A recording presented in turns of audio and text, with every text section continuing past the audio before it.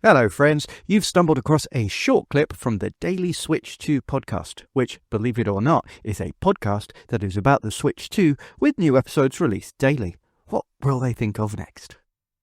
Before moving on to entirely new games, I want to talk about one that I previously missed, and I think most English-speaking people probably did too, as it's not mentioned in any of Nintendo's English promotion, like their websites, etc. Shinepost Be Your Idol. This was a launch game, so it came out on June the 5th this year, but only in Japan, and not actually released in the rest of the world.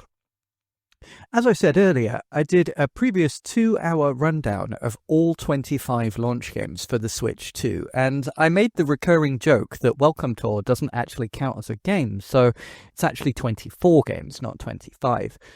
Also, while the launch lineup had plenty of very good games, very few of them were exclusive. In fact, just 4, including Welcome Tour, so again, that's actually just 3 exclusive games. But what I didn't know at the time was Shinepost Be Your Idol was a thing. A full, real game kind of thing. So we are actually back up to 25 games.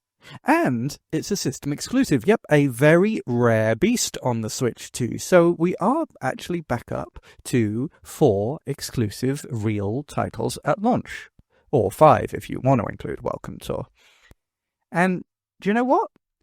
The fact this was a Japan exclusive is a massive shame. Sure, it's an extremely Japanese game, if you know what I mean, but it's clearly extremely high quality, well made, pretty unique, and if they had released it in the West and pushed it as an exclusive title, I think many would have been curious enough to give it a chance, especially with that lovely Konami logo on the box. That's right, this is both developed and published by Konami, so that means that at launch, Konami had 2 system-exclusive titles out, when Nintendo could only muster 1 for their own machine. That's crazy. So, Shinepost is a fairly well-established mixed media franchise, from what I can tell, in Japan at least. It started in 2021 with a series of light novels, with manga starting to release in 2022, and that was followed by an anime series and even 2 live events in 2022 and 2023, so it must be pretty popular. However, this is the first video game based on the franchise, and the original creators, writers, and artists seem to have been fully involved. Many of you will have flinched a little when I said it was a Japanese game with the subtitle Be Your Idol. Thinking of Japanese idols, it's a good chance that you would assume that this is a simple musical rhythm action game, or perhaps even worse, some kind of dating sim with uncomfortably underage girls in various states of undress and sexualized costumes.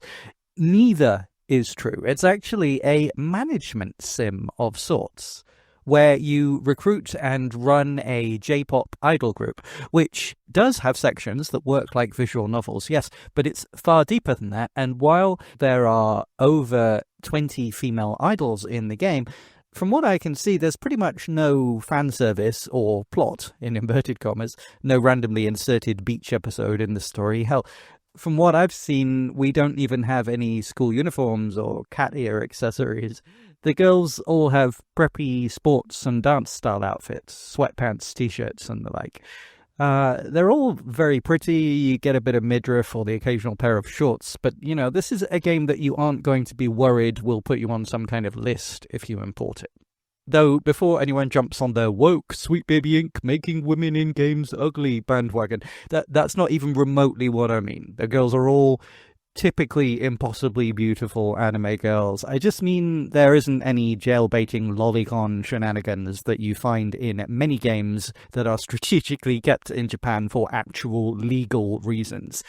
No, it seems the only reason it wasn't released in the West is simply that they didn't translate it into English. And that's a real shame.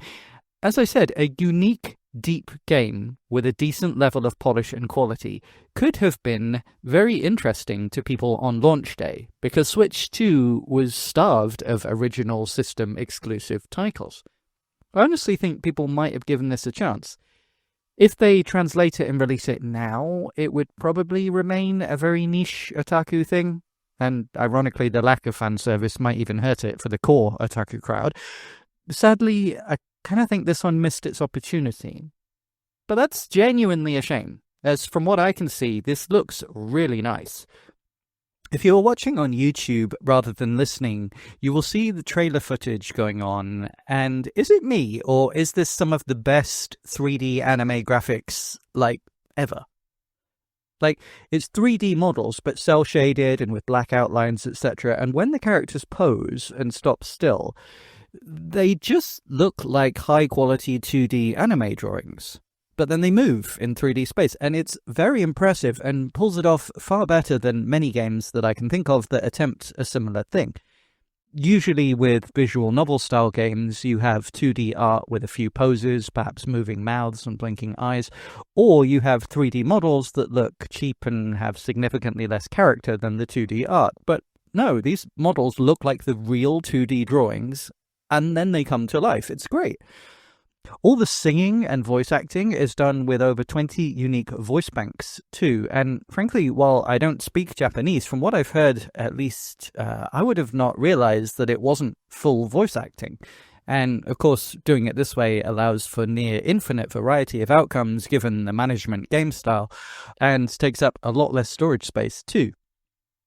If you know about these things and stay abreast with anime news, you may have originally heard that the Shinepost game was planned to be a mobile title before switching to being a Switch 2 exclusive, but honestly, you would absolutely never know. There is nothing here that would be possible in a mobile game. If the graphics were still PNG characters with moving mouths and there was just a few voice samples, absolutely this would work on a mobile. But with these level of graphics and with this level of AI singing and voice acting, I can't imagine this working on even the highest end mobile. This is definitely a console exclusive game from the ground up. They just initially planned it to be mobile and obviously realized, no, we want to do something more ambitious. So they moved it to be a Switch 2 exclusive along the way.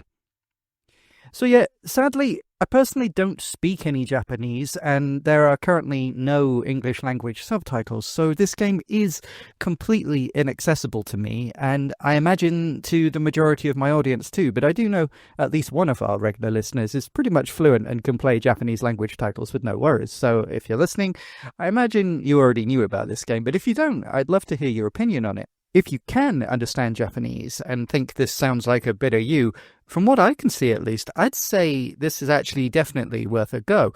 Sadly, though, just as with Konami's other games for Switch 2 so far, the physical release is a game keycard. And it costs $70, which is kind of steep for a game keycard, but it is par for the course with other third-party launch title games, and it's a management sim with near infinite replay value. The download is only 8 GB, which is insanely good given how nice the graphics are and how it's all fully voice acted and fully sang. Again, the fact it's using those voice banks rather than separate recordings is really efficient and seems to have been done really, really well here. Again, much better than many other similar games that I've seen attempt this kind of thing. So, for the purposes of this episode's theme, there is no chance that this game can enter into my top 10, unfortunately, but I just wanted to take this opportunity to mention it, as I felt it was an injustice when I realised that such a quality, polished title had been accidentally left out of my coverage of the launch lineup. And I think Konami really should be congratulated for releasing 2 full system exclusives for launch, which appear to be pretty deep and have a lot of content, as well as the excellent Suikoden 1 and 2 remakes. They really put out a lot of quality titles on day one. More than even Nintendo managed, unless you count the releases of Breath of the Wild and Tears of the Kingdom. So, well done, Konami. Nice one. Now, please give us a Castlevania game, or Contra, or both. Please? Well, that was funny slash sad slash informative slash stupid, wasn't it? Feel free to mentally redact to make that make sense with the clip that you just heard. I don't know what it was. I'm just recording a bumper. But if you enjoyed the clip, please give it a like. If you'd like to hear more, click subscribe, and you can find all the ways to listen to and support the full daily podcast at linktree/dailyswitch2. That's linktr.ee/daily switch 2. Let's go! Did I sound like I mean that? I do. I really do.